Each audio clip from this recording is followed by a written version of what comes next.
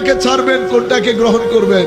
আপনি যদি বলেন মাহফিলের দরকার নাই, আপনি যদি বলেন আউলিয়ায়ে কেরামের দরবারের দরকার নাই, আমি আপনাকে বলছি লিখে চলে যান।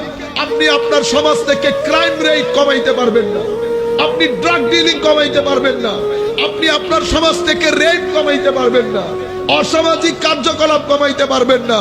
আপনি কি মনে করেন আপনি আইন করে পারবেন?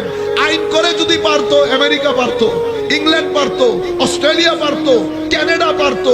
এই সমস্ত দেশ পারে না, আপনি পারবেন? পারবেন না। মনে রাখবেন, আইন করে করা যায় না। এই জন্য আল্লাহ আমাদেরকে দ্বীন দান করেছে, এই জন্য আমার নবী এসেছে। সেই কারণে উম্মতে মুসলিমার দেশে দেশে যখন মাহে রমজান আসে, কি আসে? মাহে রমজান। কি হয় জানেন? পুরো উম্মতে মুসলিমার দেশে ক্রাইম রেট একেবারে নিচে চলে আসে, অসামাজিক কার্যকলাপ নিচে, ড্রাগ ডিলিং নিচে, ইফটিজিং নিচে, ড্রাগ মদ্যপান নিচে, হতাহত খুনাখুনি নিচে, সমস্ত প্রকার ক্রাইম, দুর্নীতি থেকে শুরু করে সমস্ত ক্রাইম নিচের দিকে চলে আসে। কি কারণে? আপনি বলবেন হুজুর রমজানের বরকতের কারণে। আমি জানি রমজানের মধ্যে বরকত আছে। রমজানের বরকতের সাথে সাথে মূল ভূমিকা যেটা পালন করে সেটা হচ্ছে দ্বীন, আমার নবীর আনীত বিধান। কিভাবে?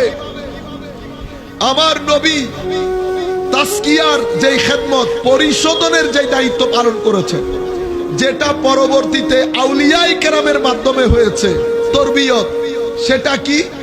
আপনি আপনার ভিতরের এই সেটিংস, যেটা কলব নফস রূহ, এটাকে যদি আপনি প্রপারলি হ্যান্ডেল করতে না পারেন, মানুষ জাতি থেকে ক্রাউডে পরিণত হয়।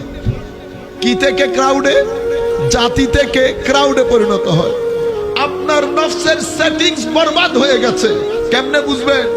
আপনার ব্যবহারের মধ্যে উগ্রতা থাকবে, আপনার চোখে অশ্লীলতা থাকবে, আপনার গাগতিক অ্যাপ্রোচের মধ্যে মার মার হাঙ্গামা হাঙ্গামা টাইপ একটা অ্যাপ্রোচ থাকবে। ঘটনা কোথায় ঘটেছে জানেন? ঘটনা ভিতরে ঘটেছে। ভিতরটা দেখা যায় না, বাইরটা দেখা যায়। সিমটমে বোঝা যায়।